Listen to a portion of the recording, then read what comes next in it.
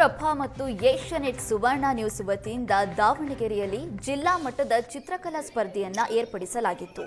ದಾವಣಗೆರೆ ನಗರದ ಶಿವಯೋಗಿ ಮಂದಿರ ಆವರಣದಲ್ಲಿ ಕನ್ನಡಪ್ರಭ, ಏಷ್ಯಾನೆಟ್ ಸುವರ್ಣ ನ್ಯೂಸ್ ಹಾಗೂ ಸೇವ್ ವೈಲ್ಡ್ ಲೈಫ್ ಅಭಿಯಾನದಡಿ ಕರ್ನಾಟಕ ಅರಣ್ಯ ಇಲಾಖೆ ಸಹಕಾರದಲ್ಲಿ ಕರ್ನಾಟಕ ಚಿತ್ರಕಲಾ ಪರಿಷತ್, ಖಾಸಗಿ ಶಾಲಾ ಕಾಲೇಜು ಆಡಳಿತ ಮಂಡಳಿಗಳು, ಸರ್ಕಾರಿ ಶಾಲೆಗಳು, ಗಣ್ಯರ ಸಹಕಾರದಲ್ಲಿ ಕಿರಿಯ ಪ್ರಾಥಮಿಕ ಶಾಲೆ, ಹಿರಿಯ ಪ್ರಾಥಮಿಕ ಶಾಲೆ ಹಾಗೂ ಪ್ರೌಢಶಾಲಾ ಮಕ್ಕಳಿಗೆ ಜಿಲ್ಲಾ ಮಟ್ಟದ ಚಿತ್ರಕಲಾ ಸ್ಪರ್ಧೆ ವಿಜೇತರಿಗೆ ಬಹುಮಾನವನ್ನು ವಿತರಿಸಲಾಯಿತು. ಚಿತ್ರಕಲಾ ಸ್ಪರ್ಧೆಯಲ್ಲಿ 275ಕ್ಕೂ ಹೆಚ್ಚು ವಿದ್ಯಾರ್ಥಿಗಳು ಭಾಗವಹಿಸಿದ್ರು. ಕಾರ್ಯಕ್ರಮದ ದಿವ್ಯ ಸಾನ್ನಿಧ್ಯ ವಹಿಸಿದ್ದ ಆವರಗೊಳ್ಳಪುರ ವರ್ಗ ಹಿರೇಮಠದ ಶ್ರೀ ಓಂಕಾರ ಶಿವಾಚಾರ್ಯ ಸ್ವಾಮೀಜಿ ಮಕ್ಕಳಿಗೆ ಹಿತವಚನ ನುಡಿದರು.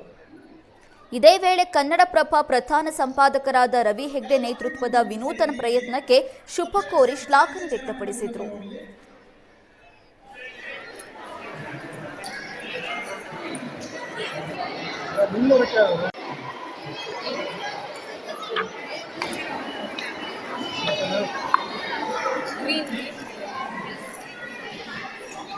ಕನ್ನಡಪ್ರಭ ಮತ್ತು ಏಷ್ಯಾನೆಟ್ ಸುವರ್ಣ ನ್ಯೂಸ್ ವಿನೂತನವಾದಂಥ ಕಾರ್ಯಕ್ರಮಗಳನ್ನು ಮಾಡ್ತಾ ಇರುತ್ತೆ.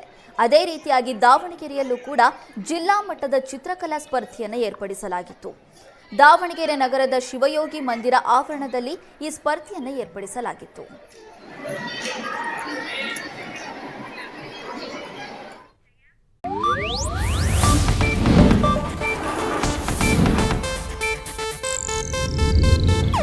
ಇದು ಏಷ್ಯಾನೆಟ್ ನ್ಯೂಸ್ ನೆಟ್ವರ್ಕ್ ಪ್ರಸ್ತುತಿ.